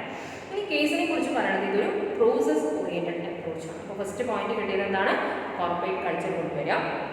പിന്നെ കേസൻ എന്ന് പറയുന്നത് ഒരു പ്രോസസ് ഓറിയന്റഡ് അപ്രോച്ച് എന്നാണ് അതിനെക്കുറിച്ച് പറയുന്നത്. അതാണ് റിസൾട്ട് ഓറിയന്റഡ് റിസൾട്ട് അവിടെ കിടക്കട്ടെ, റിസൾട്ട് എന്തെങ്കിലും ആവട്ടെ, നമ്മൾ പ്രോസസ്സുകൾ കറക്റ്റായിട്ട് ചെയ്തു എന്നുള്ളതാണ് കേട്ടോ. റിസൾട്ടിനല്ല അവിടെ കൂടുതൽ ഫോക്കസ് ചെയ്യുന്നത്, നമ്മൾ ആ റിസൾട്ടിലേക്ക് എത്തിക്കാൻ വേണ്ടി ചെയ്യുന്ന പ്രോസസ്സിനാണ് ഇവിടെ കൂടുതൽ ഇമ്പോർട്ടൻസ് കൊടുക്കണേ എന്നാണ് പറയുന്നത്. ആൻഡ് റീസൺ എന്ന് പറയുന്നത് എന്താണ്? It not just a task of special group with a company എന്നാണ്, within a company employees of all levels. അതായത് കേസൺ എന്ന് പറഞ്ഞിട്ടുണ്ടെങ്കിൽ, അതായത് നമ്മൾ ബൈ ടോക്കിംഗ് അബൌട്ട് കേസൺ എന്നുള്ള ഈ അപ്രോച്ചിനെ കുറിച്ച് പറയുകയാണെന്നുണ്ടെങ്കിൽ ഇത് ആരുടെങ്കിലും ഒരാളുടെ ഉത്തരവാദിത്വം എന്ന് നമുക്ക് പറയാനായിട്ട് സാധിക്കില്ല എന്നാണ് പറയുന്നത്. ഒരു സ്പെഷ്യൽ ഗ്രൂപ്പ് ഇതിനു വേണ്ടി നമ്മൾ അപ്പോയിന്റ് ചെയ്തു, നിങ്ങൾ ചെയ്തോളൂ എന്ന് പറഞ്ഞു ഒരിക്കലും ഏൽപ്പിക്കാൻ പറ്റില്ല എന്നാണ് പറയുന്നത്. പകരം എന്താണ്? Employees of all levels, that is from the CEO, chief executive officer തൊട്ടിട്ട് everyone participates in the kaizen of activities. That is everyone, that is participate ചെയ്യുന്നുള്ളതാണ് ജപ്പാനീസ് ഫേംസിൻ്റെ പ്രത്യേകത എന്നതാണ്. അപ്പോൾ കേസ് ആൻഡ് ആക്ടിവിറ്റീസിൽ എല്ലാവരും പങ്കെടുക്കുക എന്നുള്ളതാണ് നമ്മൾ പറയുന്നത്. Every single organization member is responsible for the improvement process. In kaizen എങ്ങനെയാണെന്നാണ് പറയുന്നത്? ഓരോ സിംഗിൾ ഓർഗനൈസേഷൻ മെമ്പർ പോലും എന്താണ്? ഇംപ്രൂവ്മെൻറ്റ് പ്രോസസ്സിന് റെസ്പോൺസിബിൾ ആയിരിക്കും എന്നാണ് പറയുന്നത്. അപ്പോൾ കേസിലെ കുറച്ച് കാര്യങ്ങൾ, കേസെല്ലാം ആദ്യം ചെയ്യേണ്ടത് കോർപ്പറേറ്റ് കൾച്ചർ കൊണ്ടുവരാണെന്ന് പറഞ്ഞു. സെക്കൻഡ് അവിടെ ഓർത്തിരിക്കേണ്ടത് പ്രോസസ് ഓറിയൻറ്റഡ് അപ്രോച്ച് ആണെന്ന് നമ്മൾ പറഞ്ഞു. ഇതൊരു not a task of a specific group, but എന്താണ്? That is everyone in the ഓർഗനൈസേഷൻ്റെ ഒരു എന്താണ് ഒരു ടാസ്ക് ആണെന്നാണ് നമ്മൾ പറയുന്നത്. And another feature of kaizen, അപ്പോൾ നമുക്ക് ഫീച്ചേഴ്സ് ഓഫ് കേസ് എന്ന് പറഞ്ഞിട്ട് പറയാനുള്ളത് എന്ന് പറയുന്നത് എല്ലാ പ്രോസസ്സുകളും, അതായത് മാനുഫാക്ചറിങ് ആയിക്കോട്ടെ, സർവീസ് പ്രോസസ്സുകളായിക്കോട്ടെ, എല്ലാ പ്രോസസ്സുകളിലും എന്ത് ചെയ്യണമെന്നാണ് പറയുന്നത്? That it can B improve എന്നാണ് പറയുന്നത്. That which means that case can also be applied in non manageable decisions. അപ്പോൾ മാനേജബിൾ ഡിസിഷൻസ് എടുക്കുന്ന സ്ഥലത്ത് മാത്രമല്ല നമുക്ക് ഈ പറയുന്ന എന്താണ് ഈ കണ്ടിന്യൂസ് ഇംപ്രൂവ്മെൻറ്റ് എന്നുള്ളത് കൊണ്ടുവരാനായിട്ട് സാധിക്കുക. നോൺ മാനേജബിൾ ആയിട്ടുള്ള കുറേ കാര്യങ്ങളുണ്ടായിരിക്കും അല്ലേ? അതിൻ്റെ ആദ്യം പറഞ്ഞാൽ നമ്മുടെ ഒരു വർക്കൊക്കെ തന്നെ ഡെയിലി ലൈഫിൽ ഉണ്ടാകുന്ന ചില കാര്യങ്ങളായിരിക്കും. അങ്ങനെയുള്ള നോൺ മാനേജബിൾ സിറ്റുവേഷൻസിലും ഇത് കൊണ്ടുവരാമെന്നാണ് പറയുന്നത്. ദാറ്റ് ഈസ് കേസ് കൊണ്ടുവരാനായിട്ട് സാധിക്കും, കേസ് നമുക്ക് ഉപയോഗിക്കാനായിട്ട് സാധിക്കുമെന്നാണ് പറയുന്നത്. നമുക്കൊരു എക്സാമ്പിൾ പറഞ്ഞു തന്നെ, ഒരു വെസ്റ്റേൺ കൾച്ചറിൽ വന്ന ഒരാൾക്ക് അദ്ദേഹം കോഫി കുടിക്കുന്ന ശീലമുള്ള ഒരു വ്യക്തിയായിരുന്നു എന്നാണ് പറയുന്നത്. അപ്പോൾ ഇയാൾ എന്ത് ചെയ്യണം? അപ്പോൾ ആലോചിക്കട്ടെ, നോൺ ഇത് മാനേജറൽ ആക്ഷൻ ഒന്നുമല്ല, മാനേജറൽ ഓറിയൻറ്റഡ് ആയിട്ടുള്ള കാര്യമൊന്നുമില്ല, പക്ഷേ നോൺ മാനേജറൽ ആയിട്ടുള്ള ആക്ടിവിറ്റിയുടെ എക്സാമ്പിൾ നമുക്ക് പറഞ്ഞു തരാണ്. പക്ഷേ അദ്ദേഹം ആലോചിക്കുകയാണെങ്കിൽ എനിക്ക് ഈ കോഫി ഡ്രിങ്കിങ് ഉള്ള ഹാബിറ്റ് എന്ത് ചെയ്യണം? ഉപേക്ഷിക്കണമെന്ന് തോന്നാണ്. അപ്പോൾ അയാൾക്ക് ഒരിക്കലും നമ്മളൊന്ന് ആലോചിച്ച് നോക്കിയേ, നമ്മൾ സ്ഥിരം കോഫി കുടിക്കുന്ന ഒരാൾക്ക് അതിൻ്റെ ഒരു ഫ്ലേവറും അതിൻ്റെ ആ ഒരു സ്മെല്ലൊക്കെ ആയിരിക്കുമ്പോൾ പെട്ടെന്ന് ഒരു ദിവസം കൊണ്ട് ഒരു കംപ്ലീറ്റ് മാറ്റമൊന്നും സാധിക്കില്ല. ഒരു complete radical change drinking habits ഇനിയിപ്പോൾ അങ്ങനെ കൊണ്ടുവന്നാൽ തന്നെ നമുക്കതുപോലെ ചില ബുദ്ധിമുട്ടുകളുണ്ടായിരിക്കും. കാരണം നമ്മൾ ആ കോഫി കുടിക്കുന്ന സമയം ഉണ്ടായിരിക്കും, നമുക്കൊരു അറ്റ്ലീസ്റ്റ് കൊതിയെങ്കിലും വരും. അപ്പോൾ നമുക്കത് നമ്മുടെ മനസ്സിൽ കുറച്ച് ബുദ്ധിമുട്ടുകൾ ഉണ്ടാക്കാമെന്നാണ് പറയണത്. അപ്പോൾ അതാണ് പറയണത്. കാരണം എന്താ വെച്ചിട്ടുണ്ടെങ്കിൽ കോഫിയിലുള്ളതാണ് കെഫെയിൻ എന്ന് പറയുന്നത് അല്ലേ? കെഫെയിൻ എന്ന് പറയുന്നത് ആ കെഫെയിൻ നമ്മുടെ ബോഡിയിൽ ഇങ്ങനെ ഉണ്ടായിരിക്കും. അപ്പോൾ ആ സമയത്ത് അതിങ്ങനെ നമ്മളിങ്ങനെ മോട്ടിവേറ്റ് ചെയ്തുകൊണ്ടിരിക്കും, ബൂസ്റ്റ് ചെയ്യിപ്പിച്ചുകൊണ്ടിരിക്കും ഇങ്ങനെ കുടിക്കണം തോന്നുന്നില്ല. അപ്പോൾ അതൊരിക്കലും നമ്മുടെ പെട്ടെന്ന് തന്നെ ഒറ്റയടിക്ക് കംപ്ലീറ്റ്ലി നമുക്ക് ഈ കോഫി ഡ്രിങ്കിങ് എന്നുള്ളത് നിർത്താൻ പറ്റില്ല എന്നാണ് പറയുന്നത്. കാരണം ഈ അങ്ങനെ നിർത്തി പോയിട്ടുണ്ടെങ്കിൽ ചിന്തിക്കാം, ഒരു വർക്കറാണെങ്കിൽ അല്ലെങ്കിൽ ഒരു വ്യക്തി ഒരു വർക്കറാണെന്നുണ്ടെങ്കിൽ അത് അദ്ദേഹത്തിൻ്റെ മൂഡിനെയും അദ്ദേഹത്തിൻ്റെ വർക്കിംഗ് എബിലിറ്റീസിനെയും ബാധിക്കും. കാരണം അദ്ദേഹം ഒരു സ്ഥിരമായി കോഫി കുടിച്ചു വന്നിരുന്ന ആളാണ്. പെട്ടെന്ന് ഒരു ദിവസം കോഫി കുടിക്കൽ നിർത്തുകയാണെന്ന് പറഞ്ഞിട്ടുണ്ടെങ്കിൽ അദ്ദേഹത്തിൻ്റെ അത് മൂഡിനെയും, നമ്മൾ മൂഡ് ബൂസ്റ്റർ എന്നാണ് കോഫീനെ പറയുക, അദ്ദേഹത്തിൻ്റെ മൂഡിനെ ബാധിക്കും, വർക്കിംഗ് എബിലിറ്റീനെ ബാധിക്കും. അത് കേസൻ നമ്മൾ പറഞ്ഞു വരുന്നത് ഇങ്ങനെയാണ്, കേസൻ ചെറിയ ചെറിയ കാര്യങ്ങളിൽ പോലും മാറ്റങ്ങൾ വരുത്തിക്കൊണ്ട് കൊണ്ടുവരാമെന്നാണ് ഇതിൽ പറയുന്നത് അല്ലേ? നമ്മൾ മൂവിങ് എ ഡെസ്ക് എന്നാണ് അതിന് എക്സാമ്പിൾ ആയിട്ട് നമ്മൾ പറഞ്ഞത്. അപ്പോൾ അതേപോലെ നോൺ മാനേജബിൾ ഒരു എക്സാമ്പിൾ നമുക്ക് പറഞ്ഞു തരാണ്. അപ്പോൾ എന്താ ചെയ്യുന്നത് വെച്ചാൽ ഇദ്ദേഹത്തിന് ഇതൊന്നും ഓവർകം ചെയ്യണം. അപ്പോൾ അതിന് വേണ്ടിയിട്ട് ആദ്യം എന്ത് ചെയ്യുന്നത് വെച്ചിട്ടുണ്ടെങ്കിൽ കോഫി കുടിക്കുന്ന സമയത്ത് അദ്ദേഹം എന്ത് ചെയ്തു? ഒരു 1 കപ്പ് ഓഫ് ഗ്രീൻ ടീ കുടിച്ചു നോക്കും. അതായത് കോഫി കുടിക്കുന്ന സമയത്ത് അദ്ദേഹം ഒരു ഗ്രീൻ ടീയുടെ ഒരു കപ്പ് ഓഫ് കോഫി ഫസ്റ്റ് ആദ്യത്തെ ദിവസം കോഫി കുടിക്കുന്ന സമയത്ത് പറഞ്ഞില്ല, അല്ലെങ്കിൽ ഒരു നിരാശ തോന്നാം, നമുക്ക് ആ കോഫി കുടിക്കുന്ന സമയത്ത് അത് കുടിക്കാൻ പറ്റുന്നില്ല, ഒരു രീതിയിൽ നമ്മുടെ എബിലിറ്റിനെ അത് ബാധിക്കുമെന്നാണ് പറയുന്നത് സ്റ്റഡി റിവീസ്. അപ്പോൾ അദ്ദേഹം എന്ത് ചെയ്യാൻ സമയത്തൊരു നമ്മൾ ഗ്രീൻ ടീ ഇപ്പോൾ കുടിക്കുന്നില്ല, അവർ കുടിക്കുന്ന ഒരു സംഭവമാണ് ഹെൽത്ത് കോൺഷ്യസ് ആയിട്ട് അത് കുടിക്കുന്നതാണ് പറയുന്നത്. അപ്പോൾ അതാണ് അദ്ദേഹത്തിൻ്റെ first stage in making the change. ഒരു മാറ്റം ഉണ്ടാക്കാൻ ചെയ്യുന്ന അദ്ദേഹത്തിൻ്റെ ആദ്യത്തെ ശ്രമം എന്ന് പറഞ്ഞാൽ എന്താണ്? ആ കാപ്പി കൂടി നിർത്തി ആ സമയത്ത് പകരം അദ്ദേഹം ഒരു കപ്പ് ഓഫ് ഗ്രീൻ ടീ കുടിക്കുന്നു എന്നാണ് പറയുന്നത്. And the person still feels well and body can adjust the change in amount of caffeine consumed എന്നാണ് പറയുന്നത്. ഇത് ഈ ഒരു മാറ്റമാണ് അദ്ദേഹം ആദ്യം ചെയ്യുന്നത്. ഒരു ദിവസമോ അല്ലെങ്കിൽ ഒരാഴ്ച കഴിഞ്ഞതിന് ശേഷം എന്ത് ചെയ്യും 2 cup of coffees per day are substituted with green tea. അപ്പോൾ ആദ്യ ദിവസം തന്നെ പറ്റില്ല. അപ്പോൾ ആദ്യത്തെ ദിവസം എന്ത് ചെയ്യും, എല്ലാ ദിവസവും ഒരു ദിവസം മാത്രം കപ്പ് ഓഫ് ഗ്രീൻ ടീ കുടിക്കുന്നു, മറ്റുള്ള ദിവസമായിട്ട് കോഫി കുടിച്ച് പോയിരുന്നു. പിന്നെ കുറച്ചൊരാഴ്ച കഴിഞ്ഞപ്പോൾ എന്ത് ചെയ്യുന്നു, ആഴ്ചയിൽ 2 ദിവസം കപ്പ് ഓഫ് ഗ്രീൻ ടീ ആക്കുന്നു, ബാക്കിയുള്ള ദിവസം എന്ത് ചെയ്യുന്നു, കോഫി കുടിക്കുന്നു. കേട്ടോ, അങ്ങനെ പതുക്കെ അത് 2 days പിന്നെ 3 ദിവസം ആക്കുന്നു, പതുക്കെ അത് 4 ദിവസം ആക്കുന്നു. അപ്പോൾ അതിന് വീക്സ് എടുക്കും അല്ലേ. 3-ാമത്തെ ആഴ്ച, 4-ാമത്തെ ആഴ്ച, 5-ാമത്തെ ആഴ്ച എത്തുമ്പോഴായിരിക്കും ചിലപ്പോൾ അദ്ദേഹത്തിന് എന്ത് ചെയ്യാം, ഫുള്ളി ഇതിനെ സബ്സ്റ്റിറ്റ്യൂട്ട് ചെയ്യാൻ പറ്റും. കാപ്പി വേണ്ട, കപ്പ് ഓഫ് ഗ്രീൻ ടീ കുടിച്ചാലും എനിക്കെന്നുള്ള രീതിയിലേക്ക് അദ്ദേഹം എത്താൻ സാധിക്കും. കണ്ടോ, വളരെ slight, not a radical change but a slight change makes the improvement. കണ്ടോ, അപ്പോൾ അദ്ദേഹത്തിന് എന്ത് ചെയ്യാൻ പറ്റുന്നതാണ് പറയുന്നത്.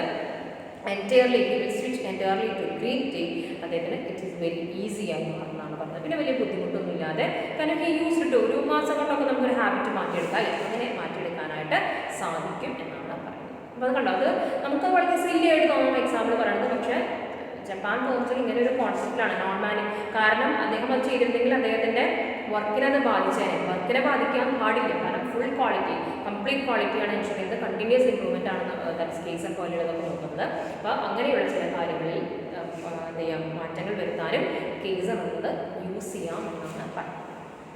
ഓക്കെ, നമ്മുടെ ടൈപ്സ് ഡിസ്കസ് ചെയ്ത് കഴിഞ്ഞു, ഒബ്ജക്റ്റീവ്സ് കഴിഞ്ഞു. Next we are discuss about implementing kaizen എന്നാണ് പറയുന്നത്. എന്താണ് ഇങ്ങനെയാണ്, ദാറ്റ് ഈസ് ഒരു ഓർഗനൈസേഷനിൽ കേസർ ഓറിയൻറ്റഡ് ആറ്റിറ്റ്യൂഡ് ഇംപ്ലിമെൻറ്റ് ചെയ്യാനായിട്ട് സാധിക്കും എന്നുള്ളതാണ് പറയുന്നത്. അപ്പോൾ അത് നമ്മൾ പറഞ്ഞ പോലെ ആദ്യത്തെ സ്റ്റെപ്പ് നമ്മൾ പറഞ്ഞത് എന്താണ്, ക്രിയേറ്റ് എ കോർപ്പറേറ്റ് കൾച്ചർ പറഞ്ഞത്. അപ്പോൾ അതന്നെയാണ് ആദ്യം ചെയ്യേണ്ടത്.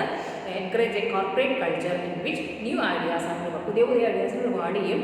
And employees are interested in improvements. അപ്പോൾ അങ്ങനെ ഒരു കോർപ്പറേറ്റ് കൾച്ചർ, അതായത് നന്നായി ചെയ്യുന്നവർക്ക് റിവാർഡ് ഉണ്ട്, തീർച്ചയായും റിവാർഡുണ്ട് എന്ന രീതിയിൽ ഒരു കോർപ്പറേറ്റ് കൾച്ചർ അവിടെ കൊണ്ടുവരിക എന്നുള്ളതാണ്. അപ്പോൾ അത് കൊണ്ടുവരുമ്പോൾ they are motivated to bring new ideas കൊണ്ടുവന്ന് അവരെ മോട്ടിവേറ്റ് ചെയ്യും. ആദ്യത്തെ കേസ് ഇംപ്ലിമെൻറ്റ് ചെയ്യണമെങ്കിൽ ഒരു കോർപ്പറേറ്റ് കൾച്ചർ മെയിൻറ്റെയിൻ ചെയ്യുക, ആർക്ക് വേണമെങ്കിലും പുതിയ ഐഡിയാസ് കൊണ്ടുവരാം.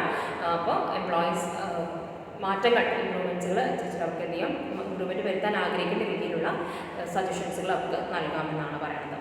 സെക്കൻഡ് എന്താണെന്നാണ് പറയുന്നത്, promote shared responsibility. All employees from top management down are responsible for improving business process. കേസിൻ്റെ സെക്കൻഡ് സ്റ്റെപ്പ്, അല്ലെങ്കിൽ സെക്കൻഡ് കാര്യം എന്താണെന്നാണ് പറയുന്നത്, ഇംപ്ലിമെൻറ്റിംഗ് കേസിൽ ഒരു ഷെയർ റെസ്പോൺസിബിലിറ്റി ഷെയർ ചെയ്യും. അതിന് ഫ്രം ടോപ്പ് ടു ബോട്ടം എല്ലാവരും റെസ്പോൺസിബിലിറ്റീസ് ഷെയർ ചെയ്യും. അതാണ് കേസർ ഇംപ്ലിമെൻറ്റ് ചെയ്യാനായിട്ട് പിന്നെ ചെയ്യാവുന്ന ഒരു കാര്യം. ടോപ്പ് മാനേജ്മെൻറ്റ് ടു ഡൗൺ വരെയുള്ളവർ എല്ലാവരും എന്ത് ചെയ്യുന്നതാണ് പറയുന്നത്, are all responsible for improving the business process. ഇവരെല്ലാവരും ബിസിനസ് പ്രോസസ് ഇംപ്രൂവ് ചെയ്യാനായിട്ട് each and every one in the organisation is made responsible. That is the പിന്നെ ഇംപ്ലിമെൻറ്റേഷനിലേക്ക് ചെയ്യാൻ പറ്റുന്നൊരു കാര്യമാണ്.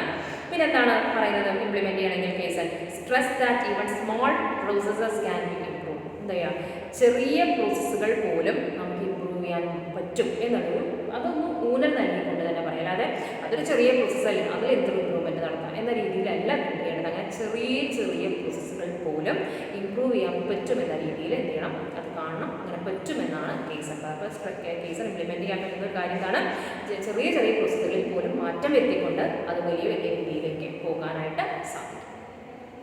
പിന്നെന്താണ്, remember that starting with a small step. നമ്മൾ പറഞ്ഞപ്പോൾ നമ്മുടെ 1 cup of green tea a day എന്നുള്ളതല്ലേ നമ്മൾ പറഞ്ഞു. ഇപ്പോൾ റെഗുലറായിട്ട് 7 days കുടിക്കുന്ന ആളാണെങ്കിൽ ആദ്യത്തെ ദിവസമായിട്ട് ആണ് എന്ത് ചെയ്യുന്നത്, ഒരു കപ്പ് ഓഫ് ഗ്രീൻ ടീ കുടിച്ചത്. ബാക്കിയുള്ള ദിവസമായിട്ട് കപ്പ് ഓഫ് കോഫി കുടിച്ചിരുന്നു.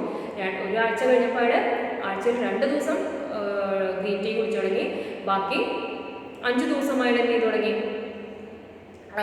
കോഫി കുടിക്കുകയായിരുന്നു. മൂന്നാമത്തെ ദിവസം ഒരാഴ്ച കഴിഞ്ഞ് 3-ാമത്തെ ദിവസമായപ്പോൾ 3 ദിവസമായിട്ട് കപ്പ് ഓഫ് ഗ്രീൻ ടീയും ബാക്കി 4 days ആയാലും എന്ത് ചെയ്യുന്നു, കോഫി കുടിച്ചു തുടങ്ങി. കേട്ടോ, അപ്പോൾ അത് ടേക്സ് ടൈം ആണെങ്കിൽ പോലും ഒരു ചെറിയ സ്റ്റെപ്പ് പോലും എന്തുകൊണ്ടിരുന്നാണ് പറയുന്നത്, it will brings about a change കൊണ്ടിരുന്നാണ് പറയുന്നത്. Remember that starting with a small step lowers resistance to change and help the employee to adjust new ideas. അങ്ങനെ ചെറിയ മാറ്റങ്ങൾ പോലും വരുത്തിക്കൊണ്ട് നമുക്ക് ആ ഒരു ചില ഹാബിറ്റ്സിനോട് നമുക്കൊന്ന് അഡ്ജസ്റ്റ് ചെയ്തുകൊണ്ട് പുതിയ കാര്യങ്ങൾ അഡോപ്റ്റ് ചെയ്യാനായിട്ട് സാധിക്കുമെന്നാണ് കേസ് തെളിയിക്കുന്നത്. കണ്ടോ, അതാണ്, അല്ലാണ്ട് നമുക്കൊന്നും സാധിക്കില്ല. അതുകൊണ്ടൊക്കെ എന്താകുമ്പോൾ ടേക്സ് ടൈം, ഓക്കെ, സമയം എടുത്തോട്ടെ എങ്കിൽ പോലും എന്താണെന്നാണ് പറയുന്നത്. പിന്നെ നമ്മൾ അതിനോട് നമ്മൾ റെസിസ്റ്റൻസ് പവർ നമ്മൾ കുറയും. അപ്പോൾ നമുക്ക് കുഴപ്പമില്ല, കോഫി ആണെങ്കിലും പിന്നെ കോഫി ഇല്ലെങ്കിലും എനിക്കത് മാനേജ് ചെയ്യാൻ പറ്റുന്ന രീതിയിലേക്ക് പതുക്കെ ഒരു ന്യൂ ഐഡിയ അല്ലെങ്കിൽ ആ ന്യൂ സിറ്റുവേഷനിലേക്ക് അഡ്ജസ്റ്റ് ചെയ്യാനായിട്ട് സാധിക്കുമെന്നാണ് പറയണത്. പിന്നെ എന്താണ് കേസ് ഇംപ്ലിമെൻറ്റ് ചെയ്യണമെങ്കിൽ ചെയ്യേണ്ടത്? Hold regular reflection meetings about the regular process. Regular ആയിട്ട് എന്ത് ചെയ്യാനാണ് പറയുന്നത്? മീറ്റിംഗ്സുകൾ. റിഫ്ലക്ഷൻ മീറ്റിംഗ് ഉണ്ടെങ്കിൽ അതായത് എന്താണ് ചെയ്തതെന്ന് കാണിക്കുന്ന മീറ്റിംഗ്. റിഫ്ലക്ഷൻ എന്ന് പറഞ്ഞാൽ നമ്മൾ ചെയ്യുമ്പോൾ പ്രതിബിംബം എന്ന് പറയും അല്ലേ, മലയാളം മീനിങ് അല്ലേ, നമ്മുടെ കണ്ണാടി റിഫ്ലക്റ്റ് ചെയ്യാന്ന് പറയും. അപ്പോൾ ആ എന്താണ് ചെയ്തതെന്ന് കാണിക്കുന്ന രീതിയിലുള്ള റെഗുലർ ആയിട്ടുള്ള മീറ്റിംഗ്സുകൾ കണ്ടക്ട് ചെയ്യാമെന്നാണ് പറയുന്നത്. ആ മീറ്റിംഗ്സുകളിൽ കൃത്യമായിട്ട് എന്തൊക്കെയാണ് ഇംപ്രൂവ്മെൻറ്റ്സുകൾ നടത്തിയത് എന്നുള്ളത് കൃത്യമായിട്ട് ഡിസ്കസ് ചെയ്യും. ഇതൊക്കെ ചെയ്യുന്നുണ്ടെങ്കിൽ നമ്മുടെ ഇംപ്ലിമെൻറ്റേഷൻ ഓഫ് കേസ് എന്നുള്ളത് എന്ത് ചെയ്യാം, വിവിധം ഭംഗിയായിട്ട് തന്നെ നമുക്കത് കണ്ടിന്യൂ ചെയ്ത് പോകാനായിട്ട് സാധിക്കും എന്നാണ് പറയുന്നത്. ഇതോടുകൂടി നമ്മുടെ കേസ് എന്നുള്ളത് ഇംപ്ലിമെൻറ്റിംഗ് ദ കേസ് എന്നുള്ളത് നമ്മൾ എന്ത് ചെയ്തു, ഡിസ്കസ് ചെയ്തു. By that we come to the end of the topic kaizen എന്നുള്ളത് അനദർ ജപ്പാനീസ് ഒരു കോൺസെപ്റ്റ്. നെക്സ്റ്റ് നമുക്ക് ഇനിയുണ്ട് ഇനി ബെഞ്ച് മാർക്കിംഗ് കണ്ട് പഠിക്കാനായിട്ട് കുറച്ച് ജപ്പാനീസ് ടേമുകൾ കൂടി നമുക്ക് പഠിച്ചെടുക്കാനുണ്ട്. Anyway, that's for today. Thank you, my dear students, for watching my class.